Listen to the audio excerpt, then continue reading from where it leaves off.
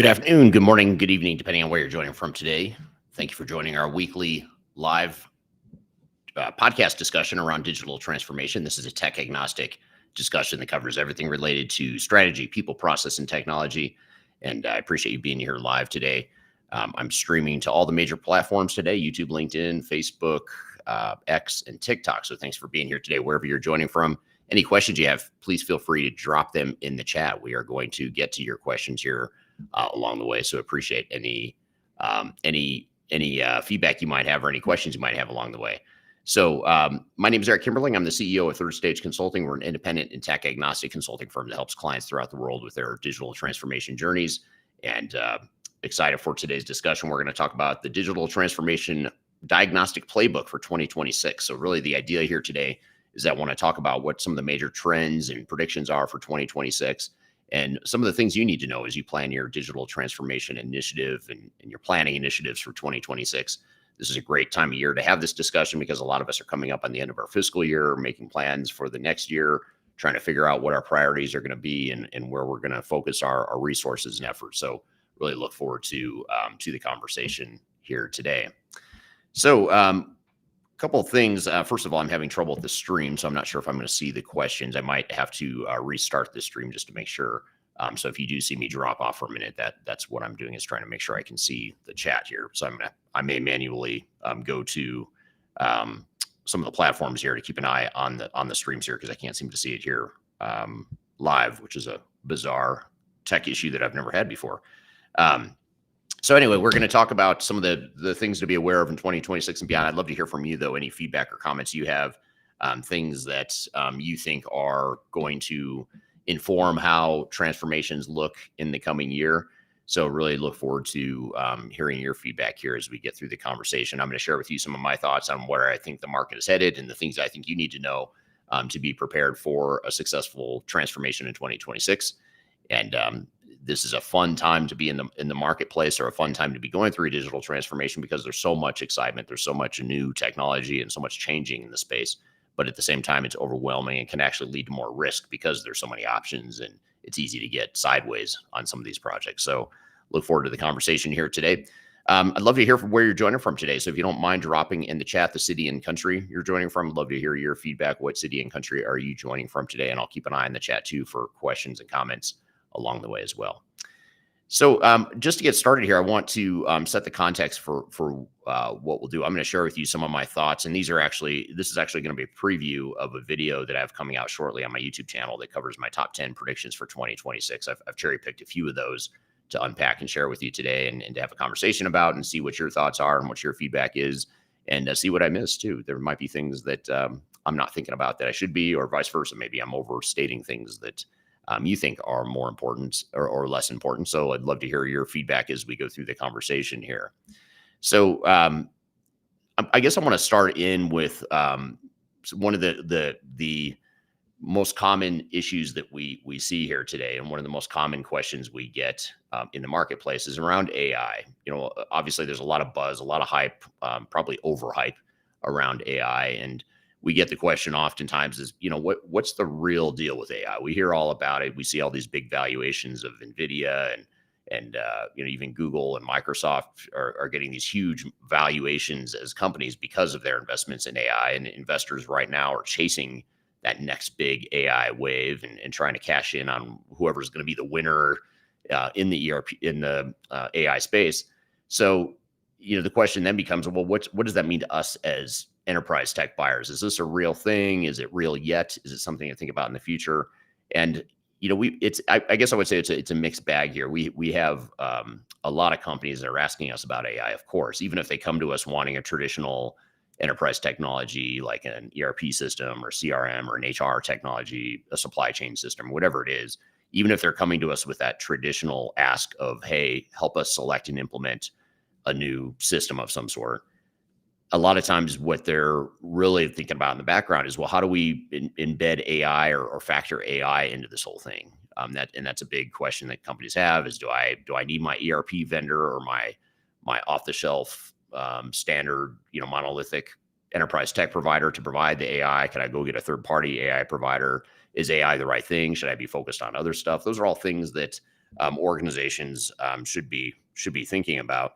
And there's a lot of different options, a lot of different directions that organizations can go here. We have a handful of clients right now that have come to us and said, "Hey, look, we don't want we don't want a big, massive investment in ERP right now or any sort of enterprise tech system because we've got other priorities. We don't have the budget, or we're not ready to take on the risk, or perhaps we have an existing legacy system that is working just fine and we're not ready to replace it." And so a lot of companies will say, well, can we still take advantage of AI? And the answer is yes. There are ways that you can leverage AI tools and take an AI first strategy. But the tricky part is that it's not an end all be all. It's not a silver bullet. It's still, got its own risks and challenges and whatnot.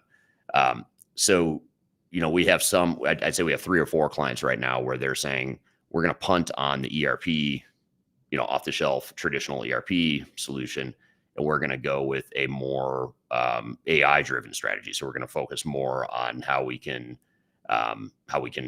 get leverage AI now and get those capabilities and the automation and the insights and the visibility and all that stuff we want. But we're going to do it with AI instead of ERP. And a lot of times it's companies that are using a fairly moderately new system like a SAP ECC or an Oracle EBS or a system that maybe is 10 or 15 years old. It's not old, but it's not brand spanking new. And so there's still value to be left to get out of those systems. So they're not quite ready to rip it out and replace it with a whole new system. And so they'll look at options to leverage AI. And so that is where a lot of organizations are looking to third-party systems to potentially pursue AI strategies. The key here, though, is that you have to still do a lot of legwork, a lot of foundational stuff to prepare for an AI initiative. So you still need to clean up your data. You still need to define what it is you want to get out of AI. It's not enough just to say we're going to pursue an AI first strategy and let's throw some AI tools at it, at the business, and see what sticks. There's a structured way you want to go through that to be deliberate and make sure you're not wasting time and money and resources on things that aren't of value to the organization. So, looking at ways that we can leverage AI tools on top of the stack we already have is an option. But you have to focus on, just like any other tech initiative, you've got to focus on your business process, future state. You've got to define on your vision of what you want. You've got to clean up your data and make sure the data supports an AI-driven strategy. And those are just some of the things that are needed to cover that there. And then, of course, with AI, the one thing we have to worry about is that AI has more of an impact on people, even more of an impact than traditional enterprise technology. In the past, enterprise tech was really focused on, from a change perspective, it was focused more on, a new tool set. Yes, it's a different platform. Yes, it's a new way of doing things. But AI is a whole nother transformative experience for employees in a positive and negative way. I mean, the net is hopefully positive long term, but in the short term, it can actually be more negative and more disruptive because it's so different, because it's more of a threat to the average employee than a traditional ERP system or commercial off-the-shelf enterprise tech. So you have to be prepared that organizational change management and the resistance to change is actually greater for AI. It's greater than I've ever seen in my experience in the marketplace. Again, largely because there's so much hype around AI, which creates skepticism. There's so many headlines in the media about jobs being lost or displaced as a result of AI, which creates fear and doubt around the net benefit of AI, especially as it relates to us as individuals. Is my job secure? I don't know. In an AI world, I don't know if my job's secure. I know it's going to change significantly, but I don't know how. I don't know if I'm going to have a job. There's a lot more uncertainty that's being created with AI. And so change management becomes even more important, but yet organizations are tending to get more and more bogged down in the technology itself, especially with something as unknown and unproven as AI. When I say unproven, I don't mean the AI technology doesn't work. I just mean that it's unproven in the business to business space. I think we're all comfortable with, or a lot of us are comfortable using ChatGPT or Copilot or Claude or whatever, in our personal lives day to day. But as far as a structured, formal way of using AI in a business setting, that's largely unproven. There's not a lot of organizations out there that have really taken it the distance to really test out and roll out AI capabilities at scale. unless you're a high-tech provider like a Facebook or an Amazon or someone like that who's been deploying AI for decades now. Most of us are not Amazon or Facebook, and so most of us don't have that competency or that experience.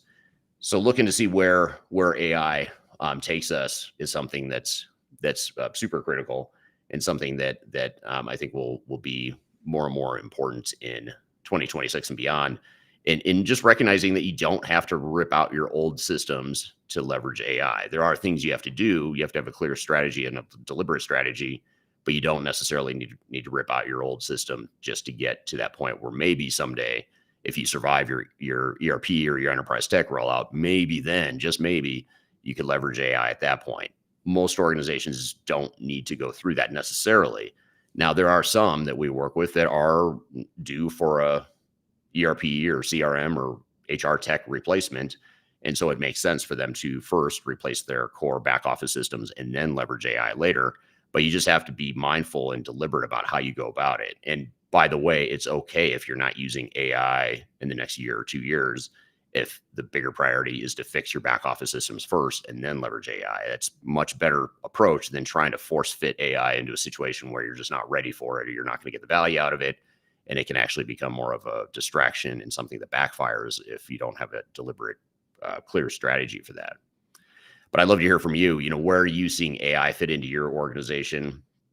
I'd love to hear any use cases or examples you have. And I'm going to manually look at all the streams here while we're talking. So if you see me distracted, it's because I'm looking at multiple streams trying to figure out how to see everything that people are saying here. So bear with me 1 second while I pull up some of these other streams here. So that's the view on AI. And one last thing I'll say here is that your enterprise tech provider may make you feel like, or may try to make you think that you need to use their platform to fully leverage AI. But the reality is you don't. I mean, you can, the cool thing about AI, which I suppose is good news and bad news, but the cool thing about AI is that you don't necessarily need the best and sexiest new technology. You just need something that has a solid data foundation. You need to know where to go to get the data, and you need to train your people and ensure that organizationally you have the right operational processes and the training of people in place. And once you have all that stuff in place, you can still leverage AI without necessarily replacing all your back office systems. Okay, bear with me here.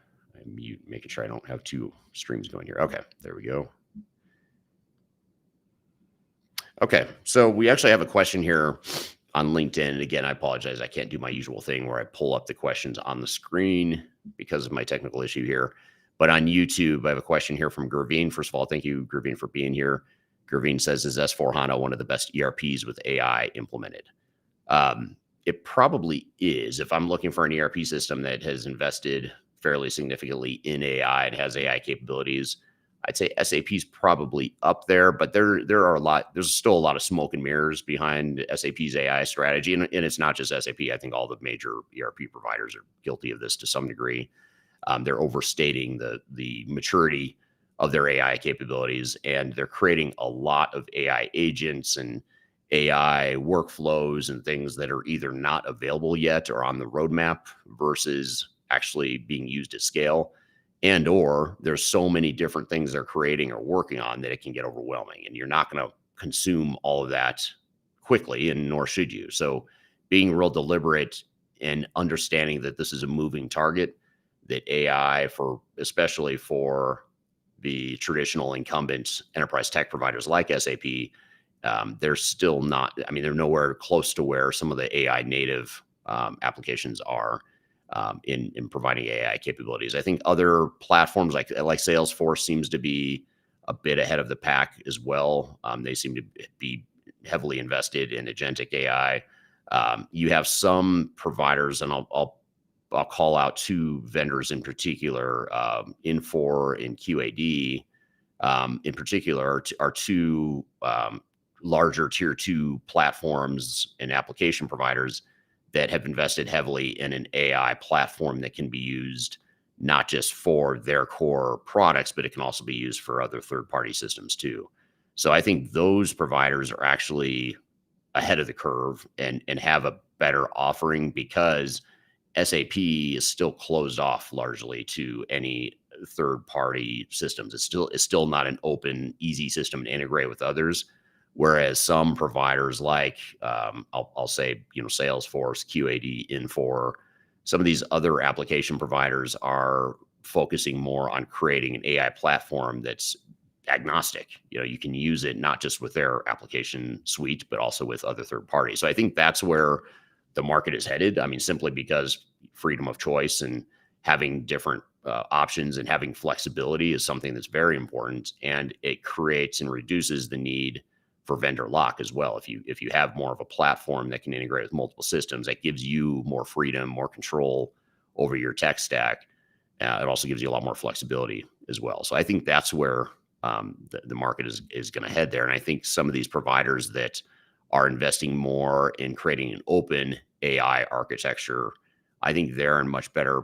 I think they're better positioned than an SAP that is, yes, creating AI tools, but it's primarily focused on AI within the SAP ecosystem rather than AI that can be used within the SAP ecosystem and other third-party options as well. So that's my opinion on it. But I'd love to hear from anyone here in the SAP community, or anyone who's deploying SAP, or if you've tried Joule, which is their AI tool set. If you've got use cases that are wildly successful, I'd love to hear about them, because we still have we have mostly companies that are struggling just to get S/4HANA up and running. Forget about Joule and AI for a minute. They're having trouble just getting the basic core financials, inventory management, and the other stuff within S/4HANA to work for them. So for us personally, the clients we're working with are struggling so much, and that's why they've hired us, is because they're struggling so much with their S/4HANA implementations that they're nowhere near really seriously thinking about AI, at least not at this point as we're recording this conversation. So I want to actually that leads us into a couple predictions I have in my predictions and my thoughts for 2026, and in terms of how you go about defining your strategy for the coming year. Before I jump into this, though, I want to share with you one thing real quickly, and this is part of what we're doing here at the year end. We always like to get to know as many companies as possible and understand what your strategies are, where you're struggling, where you might need help. And we're actually offering a series of free assessments for organizations that are looking for help, either assessing their current project that might already be underway, or if you're thinking about getting started on a new project and you're just looking for ideas and that outside support and outside assessment of what you're thinking, and give you some ideas and validation, maybe some refinement suggestions on your overall project. Check out the free assessment right here. If you scan the QR code, we'll drop it in the chat as well. You scan that code and it'll take you to a website where you can schedule time to meet with one of our consultants and to meet with our team at no cost, just to help assess and validate your line of thinking and give you ideas and suggestions on how you might improve it. So feel free to scan that QR code and pick our brains as we help lots of different companies throughout the world with their digital transformations. There's a lot of good lessons we can share, and we're tech agnostic. So we're independent. We're not affiliated with any software vendors. So anything we tell you or suggest to you is only coming from the lens of what's best for you, not what's best for a software vendor or what kind of software someone might want to sell you, because we don't sell software. We don't make money off you buying software or not. So keep that in mind as well. So I'll leave that up there for a moment for you to scan. If you'd like to have a chat with us, please feel free to take advantage of that offer. So this leads us to another prediction or thought for 2026, and that is that composable ERP is slowly becoming the standard. 10, 20 years ago, certainly when I started my career in the 90s, it was extremely uncommon to not want to pursue something other than a one-size-fits-all single monolithic ERP strategy. In other words, if you can get one system to do everything you want, that is the perfect ideal state. And it largely still is. If you could find that one system that could do everything you ever wanted under the sun and still give you flexibility and still give you control, then great, have at it. The problem is that's just not the reality of today. And you add to the fact that now you've got the rise of best of breed systems that have become better in many ways at doing different things that ERP systems cannot do well. A great example that has been brewing for decades now is, or two examples actually, Workday and Salesforce. Those are two companies that are large powerhouses now, but the way they emerged in the space is by picking off part of ERP that wasn't done well, or at least they thought wasn't being done well. And they tried to create a mousetrap or a solution that did that function better. So Salesforce tried to create a world-class CRM system that would do CRM better than an SAP or an Oracle or a Microsoft ever could. Workday tried to create a financial system, or I'm sorry, an HR technology that was world-class, that did HR technology and HCM better than SAP, Oracle, Microsoft, and all those guys. And now, of course, both companies have grown and evolved into these massive enterprise tech powerhouses that are much more than that. But that's how they started. They started off by picking off these little niches and these little weaknesses of vulnerabilities of ERP systems, and they attacked that weakness and created a whole market around it. And as a result, they've both grown into big, massive tech providers. And what we're seeing is the next wave, the next generation of the next Workdays, the next Salesforces. You're starting to see more niche focused solutions, whether it's in the supply chain space or whether it's in HR or financials. Certainly in manufacturing, you're seeing a lot of it. Definitely in AI, you're seeing a lot of it.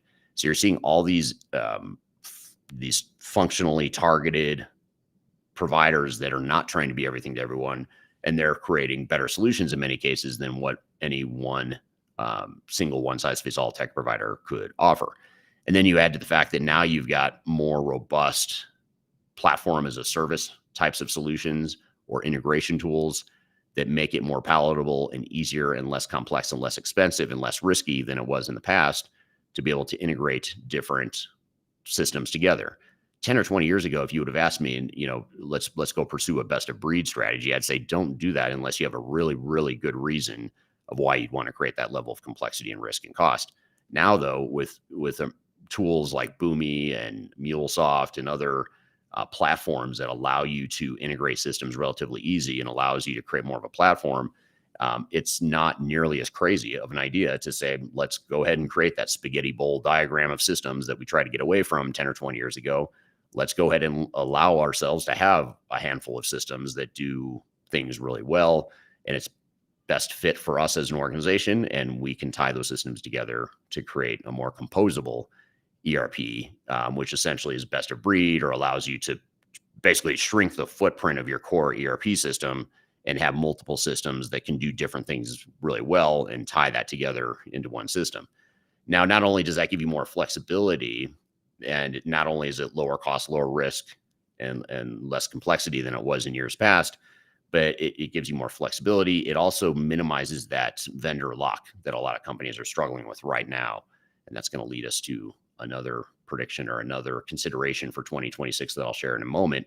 But the vendor lock is a real problem and a real risk for organizations. And I think this is one of the biggest, if not the biggest, underlying tectonic shifts that's waiting to happen in the marketplace. And that is the consequences of vendor lock. And we're in a transition stage right now where vendors are trying really hard to get you locked in as much as possible for the next decades to come. And, I'll talk about it in a moment, what the implications of that are, in my opinion. So composable ERP has a lot of benefits because it gives you more flexibility. It gives you, with the right tool set, you can actually integrate these different systems and do things really well that you couldn't do in the past. And it reduces or minimizes the risk of you being locked in to one single vendor. So those are some of the benefits of composable ERP. But again, love to hear your feedback. What are your thoughts on composable ERP versus the one single system source of truth mentality? We're in a transition stage here to where it's almost like a philosophical battle of business models or technology strategies. And it's going to play out over the next several years or decades.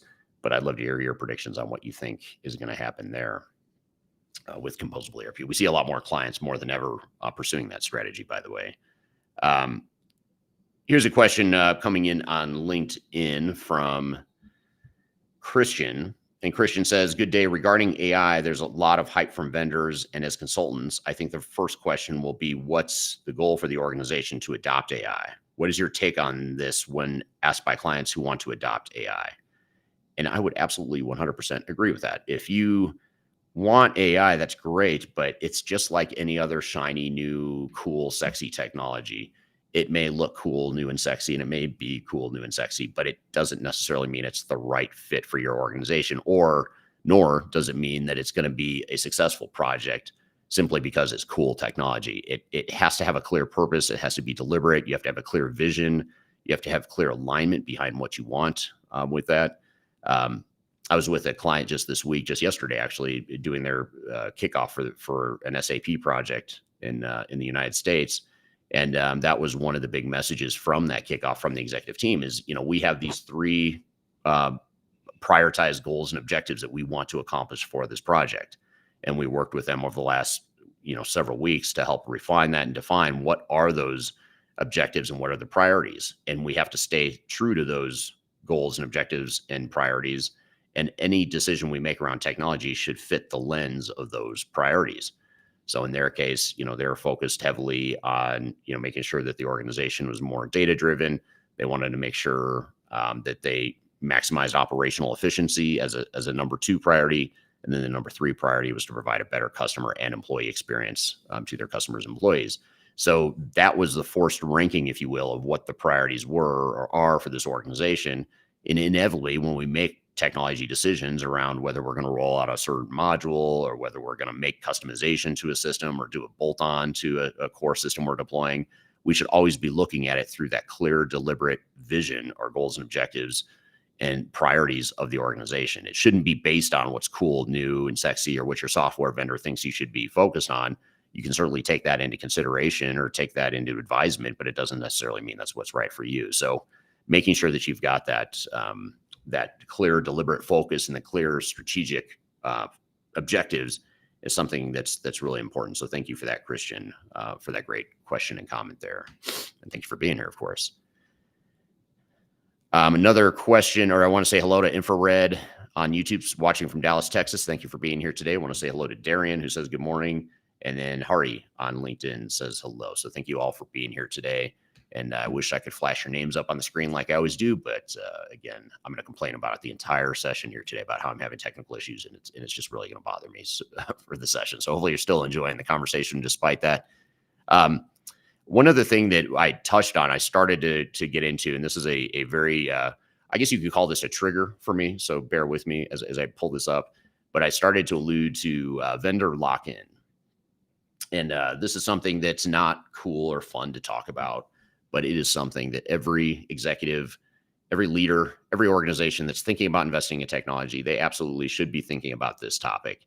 And that is, how much are we getting locked in to a vendor, and how will we get out of it someday? And that's the way to think about it, is what will I do when it's time to move away from this platform or from this vendor? How hard will it be, and will I realistically be able to do it? Because there are so many organizations out there that it actually freaks me out a little bit. There's so many organizations out there that are locking themselves in for years, if not decades, into certain software vendors, certain platforms. They're going to be really, really hard to move away from. And it's going to give all the leverage to the software vendors. And we have not seen anywhere close to the day of reckoning that we are going to see in this regard. And that is, you think about what's happening here, what's happening in the last 10 years. We started with a migration to the cloud. 10 years ago or so is when it really picked up steam. Now, of course, you had NetSuite and Workday and SuccessFactors and Salesforce. So some of these native SaaS cloud providers had been doing this all along. They just built the solution in the cloud, and that's just how it was. And that was their strategy all along. I'll set those guys aside for a minute. I'm talking more about these incumbent on-premise enterprise tech providers that decided 10 years ago or so that they're going to double down on the cloud and make this big push into the cloud. Nothing wrong with that, right? It's another deployment strategy. It has its benefits. It also has its downsides that few like to talk about, but there are downsides, definite downsides to cloud. And that started really picked up steam about 10 years ago.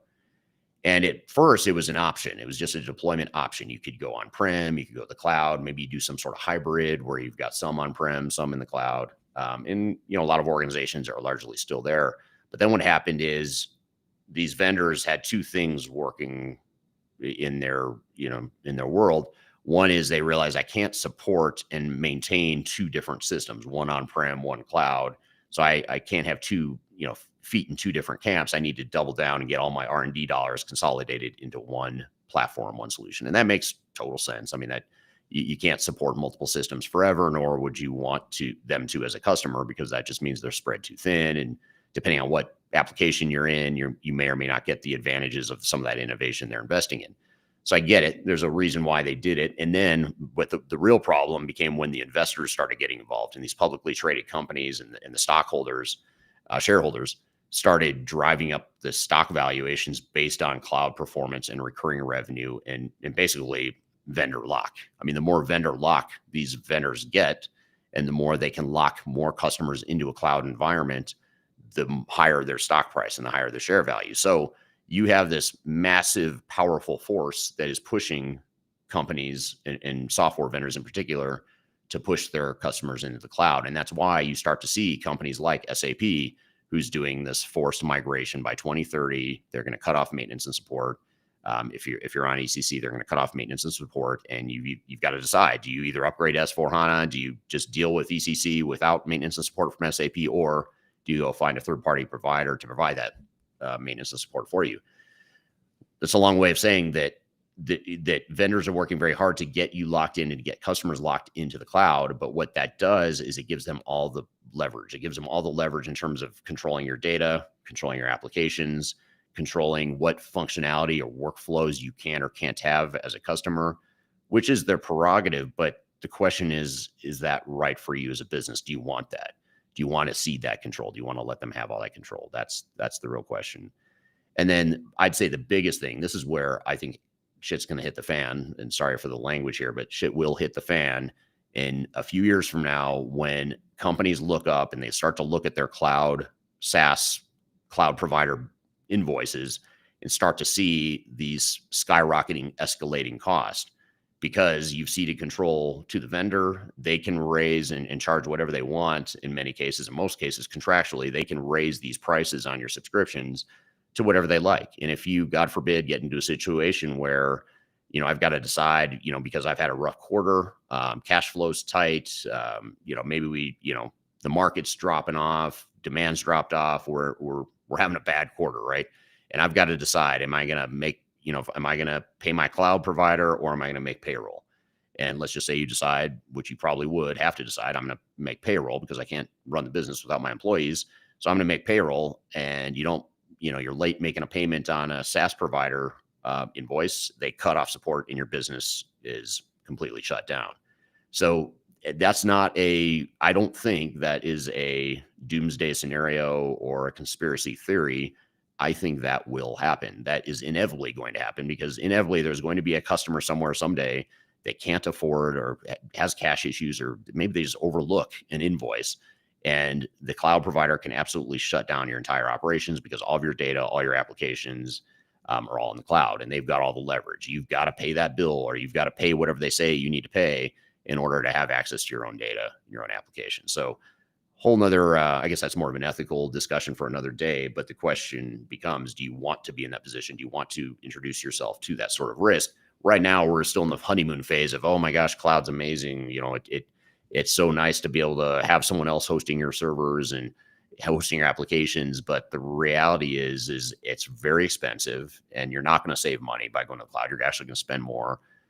Your capital costs are going to come down, but your operating expenses are going to go way up, more so than your capital costs come down. And they've got all the control on pricing and accessibility, functionality, all that stuff. That's all in control with the software vendor. And as a business owner, as a fellow business owner and leader, that is not a position I ever want to be in. And I sometimes wonder why organizations would want to do that. So here's a question I want to get to here from Mohammed on LinkedIn. Mohammed says, if you're using SAP ECC in your business, what do you choose as the next step in 2026? Migration to SAP ECC to S/4HANA, implementing a fresh copy of S/4HANA with a new business strategy and keeping ECC as a standalone system, or keeping ECC as the core of data and data input and integrating multiple third-party solutions based on need? That's a really good question. And actually, all three of those strategies are feasible or relevant. I could make a case for any one of those three. Let's start with, I'll go quickly through these. So the migration from SAP to ECC to S4HANA, I might do that if I was sure that S4HANA had the capabilities I wanted and needed, because even though S4HANA is a newer solution and has newer capabilities, there are some advanced capabilities that ECC had or has that S4HANA does not yet have. So it's kind of a weird paradox with S4HANA and a lot of these newer cloud upgrades or newer versions of software in the cloud, is that these are rewrites. I mean, these cloud solutions are complete rewrites of the software. It's a redevelopment of the software on a new architecture, new platform, because it's cloud, not on-prem.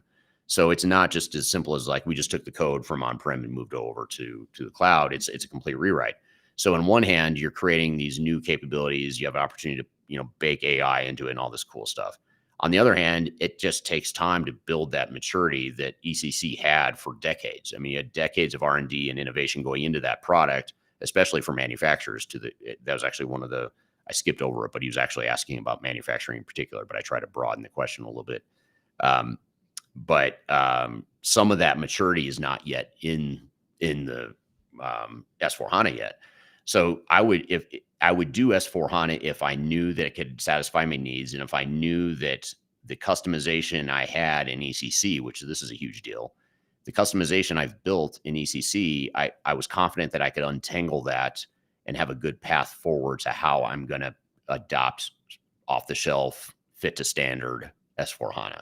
Because with S4HANA Cloud, especially public cloud, which is where SAP is pushing most of their customers or trying to push their customers, you just don't have the flexibility that you did in ECC. You can't go in and customize the same way you did. You can do these customizations outside the system, sort of extensions, but it's not like ECC where you could go in and actually change the code. You change the code in the way the software is built with the, ABAP programmers and people that know, the SAP proprietary languages. And I'm not saying you should either. I mean, a lot of that customization for a lot of SAP customers probably wasn't necessary, but I think it's arrogant for any of us to say that that was a big mistake for companies to customize it all, because SAP is not perfect. SAP has pretty significant deficiencies or mismatches between what a lot of companies need and what SAP provides. And so it's inevitable that any complex or larger organization is going to need a certain amount of customization, or at least if they want to be successful in running their business and get value out of the system, they may need it. So these legacy customers have all this intellectual property and in many cases competitive advantages built into ECC because they built customized solutions and workflows that were specific to them, that gave them a distinct advantage. Now to say like, we're going to throw that all out, just go clean core, get rid of the customization, just forget about the data, just start from scratch and use best practices in S4HANA. Not only is that arrogant, but that's reckless and dangerous, because what that suggests is that your business doesn't matter. The decades, or in some cases 100, 200 years you've been in business, doesn't matter. What matters is what SAP does. And to me, that's an arrogant way to look at your customers, and to suggest that as a technology company, you know best about what a manufacturer should do, or a manufacturer in your space. You may have competitive, unique advantages that you want. And therefore, because it's unique, it means that SAP does not know how to do that. It's not able to do that. So if you're better at certain things because you built a mousetrap, a secret way or a secret sauce of doing things, SAP doesn't know how to do that, and you're not going to find it in S4HANA. So what are you going to do about it? It becomes a question. So I think the least viable option is to just migrate from ECC to S4HANA. But the problem is that's the most attractive to SAP. SAP absolutely wants you to move from ECC to S4HANA. To them, there's no other answer. Why would you do anything but that? But the reality is you have a lot of options. You don't have to do that. The other option you mentioned here, which actually this is the most common one we're seeing right now with SAP customers, is implementing a fresh copy of S4HANA with the new business strategy and keeping ECC as a standalone system. I'm not saying run two parallel systems, but the reason I think this is actually the best one, or one of the more common ones, is because we're seeing a lot of companies that are shrinking their footprint of SAP and looking for different standalone systems. And actually, this is his third option. I'm mixing the two together. I'm going to jump ahead to his third one, which is keep ECC as the core of data and data input, and then integrate multiple third-party systems based on that need. So the most common thing we're seeing, it's sort of a hybrid between the two things that you're saying here, Mohammed. The most common thing we're seeing is customers are saying, let's shrink our SAP footprint in ECC, shrink it to what it needs to be, sort of just shrink it to what SAP is good at and not try to make it be everything to our entire organization. Let's shrink it, then replace S4HANA, and then figure out what the other bolt-on systems are to augment that core S4HANA platform going forward. What I would not do is just assume that you're going to put in S4HANA as a one-size-fits-all and it's going to somehow be as good as ECC, because I think you'll be very disappointed to find that it's not going to be as good as ECC. It's going to give you some new stuff, with AI, like with Joule and some of the predictive analytics. The HANA platform is pretty cool. It's very, high performance. It can process quickly. It helps a ton with analytics and data analysis, which is great. But you've got those advantages, but all the stuff, there's a lot of stuff that just basic core manufacturing, distribution, supply chain stuff that ECC was really good at, especially if you built customization that was specific to you, that you're going to lose in S4HANA. And that's the question you have to ask yourself is, are you willing to invest a ton of money to get locked into SAP's roadmap only to find that it doesn't do what you need it to do or what you want it to do longer term? And if you think about it, if every organization in your industry were to migrate to S4HANA cloud, off the shelf, fit to standard, you all start to look the same. And at some point that model breaks, because you can't have, 10 people that are competing with one another operating the exact same way. We're running the same platform, same processes, same everything. That means you have no advantage, which means you're not competing and you're not changing. It means you're beholden to SAP. So you've got to ask yourself what the right path forward is there. And I think that's where a lot of customers get stuck, is they don't know where to go from there. So thank you for that great question there, Mohammed. All right, just bear with me one moment.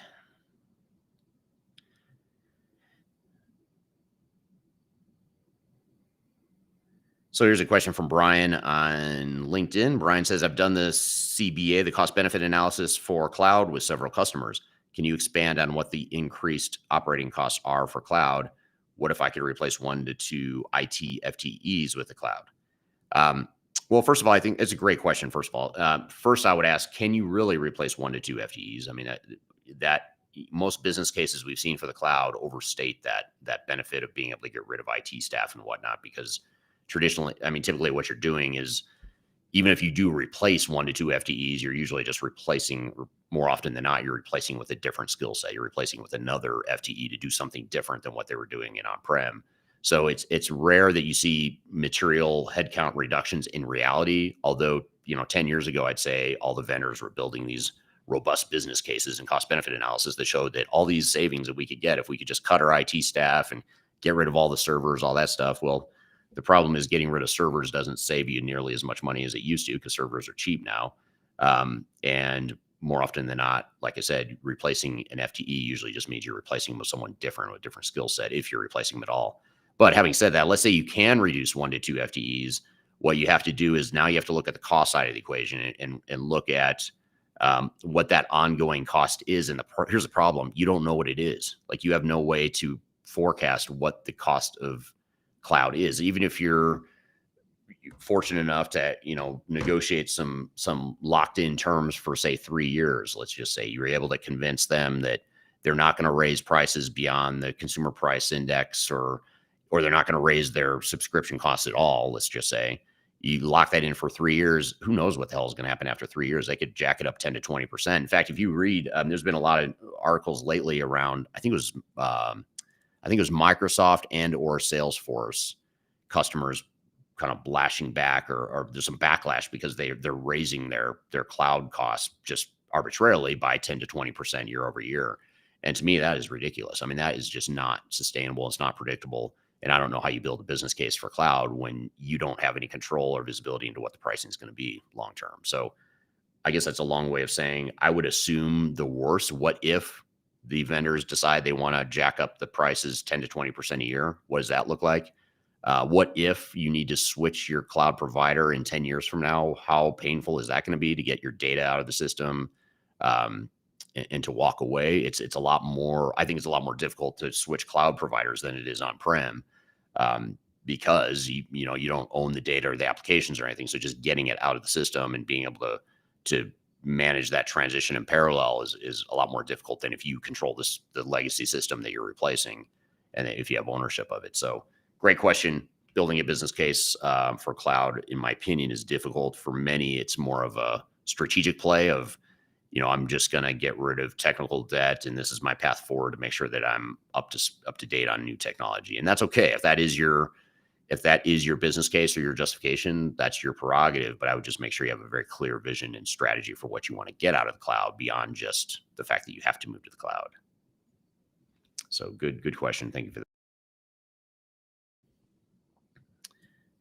Here's from Carl on LinkedIn.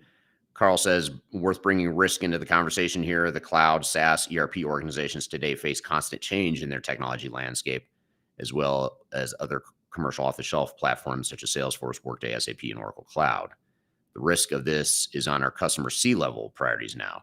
These systems evolve rapidly with frequent updates, new releases, and shifting compliance requirements. For organizations in highly regulated industries, this pace of change introduces significant operational compliance and security risks. Managing these risks manually is costly, complex, and often reactive. This is where we've applied AI across ERP and enterprise landscape to automate testing validation. So great question there. Thank you for the comment and question there. I think that's a great one. This is from Patrick on LinkedIn. Patrick says, customizations in the systems are the advantages of the company in the competitive markets. Like you said, Eric, let's focus first on the business, then the technology. Thank you for that. Totally agree. Yeah, I just the customization thing it bothers me because, first of all, customization is not always bad. I know, we as an industry, especially in the technology provider industry, tend to suggest that customers that customize are bad. They are the problem. They can't change. They've created complexity that's unnecessary. They, the vendor, have all the answers. Why don't you just follow our best practices?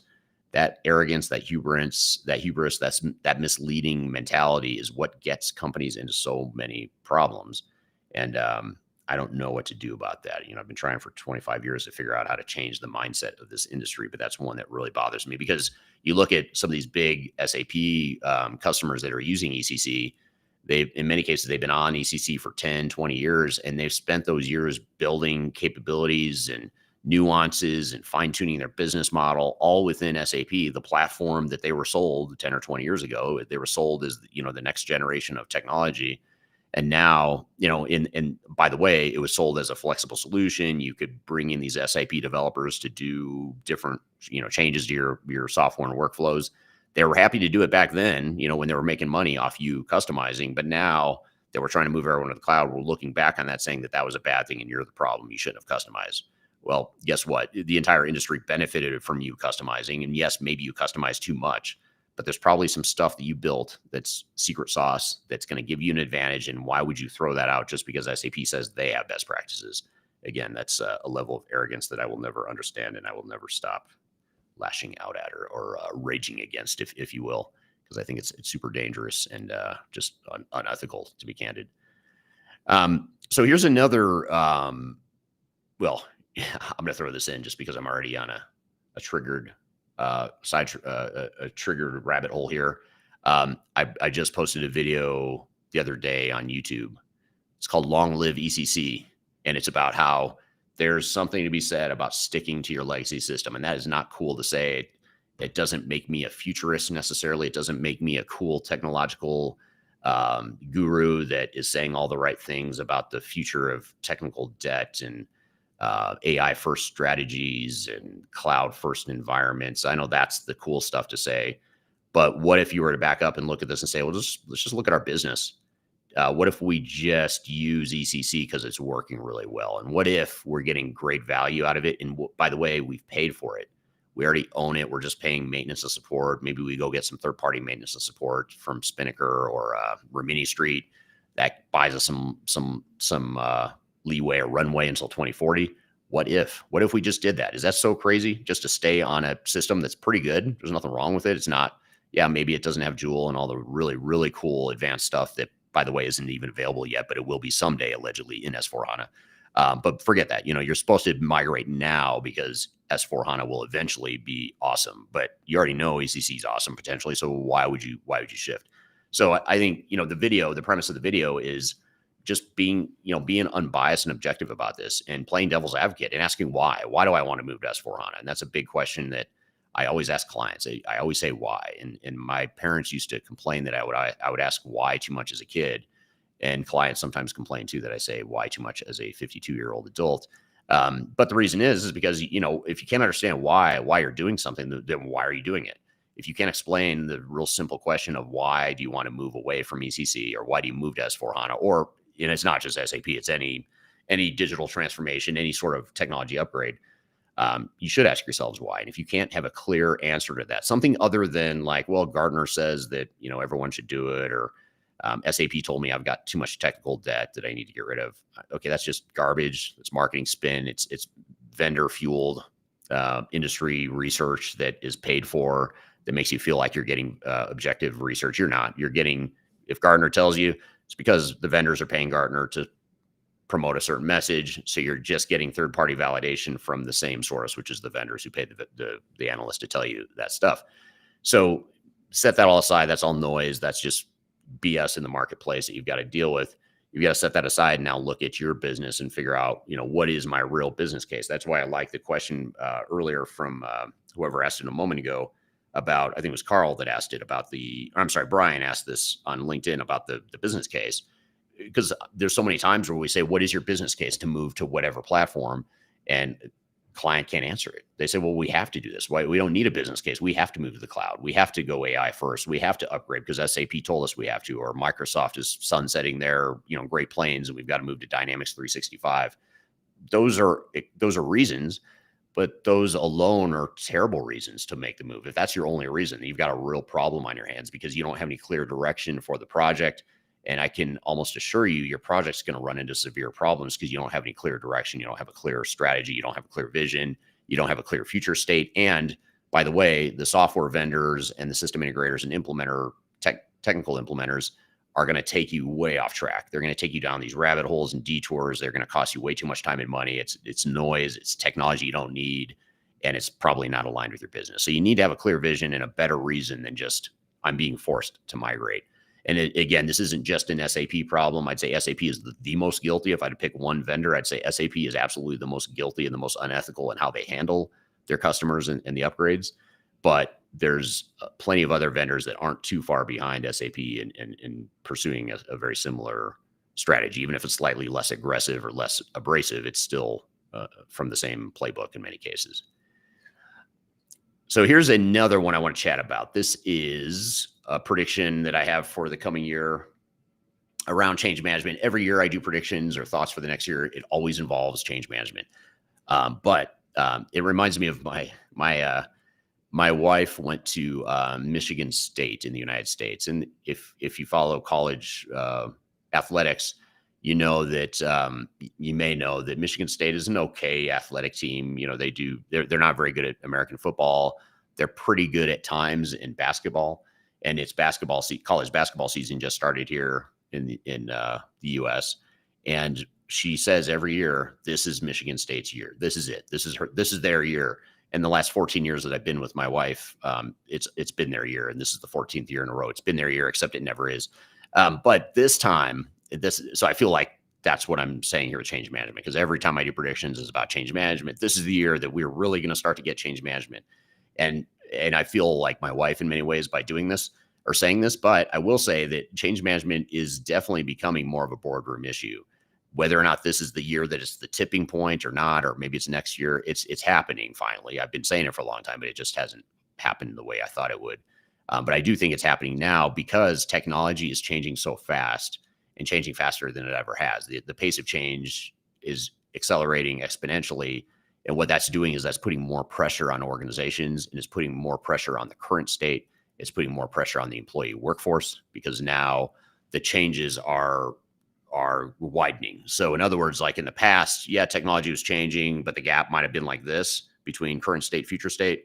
Now it's like this because you've got AI and cloud and analytics and all, composable ERP, platform as a service, all these crazy technologies are changing so quickly that gap between current state and future state is just growing like that. And it's putting so much pressure on people right now on change management. And so I think change management is absolutely becoming more of a boardroom issue. I know that, Now compared to 5 or 10 years ago, it's amazing to me how many executives actually understand the word change management. 10 years ago, I would say the word change management. A lot of times, executives or leaders would say, "What is change management?" That sounds like a fluffy, rah rah, kumbaya, let's feel good about each other sort of exercise that we don't necessarily need to do. Now they actually get it. They know that change management is important. They know that the people side of the story, in many cases, they understand that it's more important than technology. But most cases, they understand that it's important, even if it's not, even if they don't think it's more important than technology. But the problem is now the next problem in the evolution here of change management is now executives don't understand what exactly change management means. They know change management is important. They know that people first is important. They may even understand that change management is more important than technology, but they don't understand what change management is. Like, what is it beyond just focusing on people? And this is where, again, the industry creates problems because the industry would say, or a software vendor or a technical implementer, like if you're working with one of the big four system integrators like Deloitte or Accenture, or even any smaller tech provider too is going to do the same thing. They're going to say, "Oh yeah, we've got change management covered. We do communications," which to them is typically like project updates. Like, "Yeah, we're going to help you send letters to the team talking about milestones and deadlines." That's not change management. That's like a tiny irrelevant portion of change management. And then they'll say, "And we're going to do training. We're going to do training and enablement. We're going to train your trainers on how to use the software." Well, your software is just one small piece. It's an important piece, but it's a small piece of a broader digital transformation or business change initiative. So change management has to focus on not just how do I use a system, but how does my job change? How does my workload change? How does my day-to-day workflow change? What happens to the tools I'm using today? So I use a set of spreadsheets that I created. I have got stuff in my head, the tribal knowledge in my head. I'm the single source of truth in many cases for the current workflows. So what's going to happen when you take all that away from me? And right there, you can start to see how someone might push back on that and say, "Well, wait a minute, if I'm not going to be as important because now you don't rely on what's in my head, you're now going to codify and automate all this stuff in the system.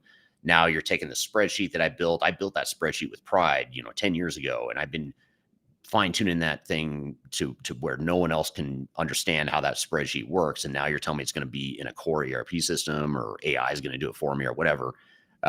That's a threat, and you're pulling the rug out from under me when you start to say that. So that's why change management becomes more and more important, is because the disruption, the impact to people is greater than ever, especially when you add to the context, or you add the backdrop that AI is replacing tens of millions, hundreds of millions of jobs in the next 10 years, or whatever the latest study would show. Or employees are just getting tired and sick of hearing about all this AI stuff.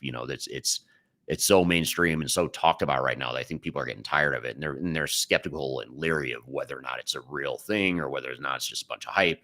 And if it is not just a bunch of hype, and if it is a real thing, then it becomes more of a threat, in which case change management becomes even more important. So that's where we have to really focus on how we manage change and ensure that we have a robust change program that'll allow people to be successful in their journeys on the front lines. So another thing that I want to share. This isn't actually it actually just came up from the chat. There were some comments flowing here on one of the platforms that I was watching, and let me go to where I need to be here. So one of the things that we're seeing more of, we talked a bit about AI as the new ERP, but one thing that we're seeing a big shift in, and this is something we're embracing and we're leaning heavily into as a consulting firm, is the use of AI in implementations. This is something that's really important because, and again, this is top of mind because I was just at a client this week, SAP project kickoff. The system integrator is just starting to get involved, the SAP system integrator. We're providing the overall program management, the change management, really the client side implementation focused stuff.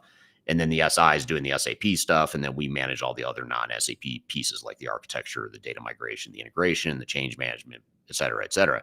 So the reason I bring this all up is we're looking at the system integrator's plan and saying, why are we still following these manual processes for implementing new technology. It's costly. It takes extra time. It costs the client more money when we have AI tools that can be used to do that.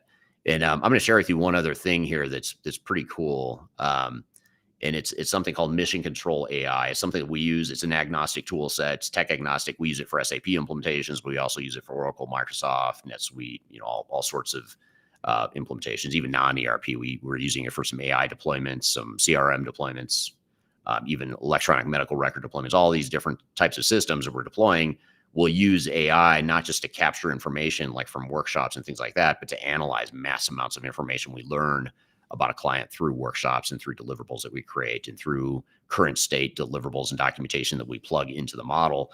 And what it does, and it's this mission control tool right here. If you scan this, you can learn more about it, but it's really cool. It's something we use in our consulting practice because it allows us to analyze and benchmark clients to other clients we've worked with. So we're in the process right now of loading up hundreds of clients, their deliverables, the documentation, the analysis, the results, keeping it confidential, but using that raw data to train the AI tool so that now when we do a new implementation or an evaluation of potential technologies, we have this rich data set that AI can help us analyze. And the reason I bring this all up is because now, like with this client we're working with, we've been doing some phase 0 work for about 3 months. And we've captured all this mass amount of data around their current state, what they want to accomplish going forward, where the bones are buried, the warts in the operations. And AI is allowing us to speed up the process of defining requirements and starting to get into what the design should be of the new system.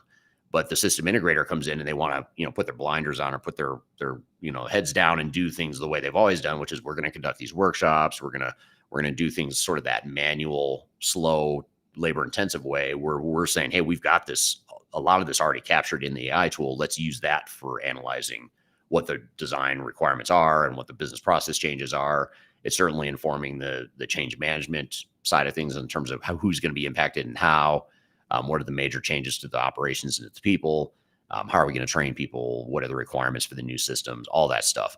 So the reason I bring all this up is, you should be challenging your implementer or your consulting partner to look at how are you going to use AI to speed things up and save me money.